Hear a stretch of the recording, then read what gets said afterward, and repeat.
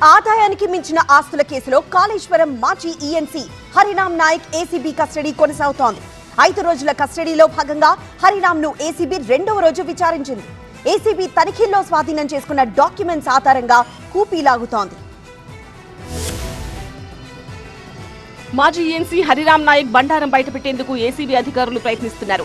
ఇప్పటికే తనిఖీల్లో భారీగా అక్రమాస్తులు గుర్తించిన ఏసీబీ అధికారులు వాటిపై మరింత సమాచారం రాబట్టే పనిలో పడ్డారు. అక్రమాస్తుల కేసులో అరెస్టైన హరిరామ్ ను విచారించేందుకు ఏసీబీ కోర్టు 5 రోజులు అనుమతిచ్చింది.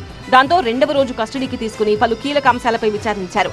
ఆదాయానికి మించిన ఆస్తులున్నాయనే ఆరోపణలతో కొద్ది రోజుల క్రితం హరిరామ్ నాయక్ తో పాటు ఆయన బంధువుల ఇళ్లలో ఏసీబీ అధికారులు దాడులు చేశారు. దాంతో కళ్లు చెదిరి అక్రమాస్తులు బయటపడ్డాయి.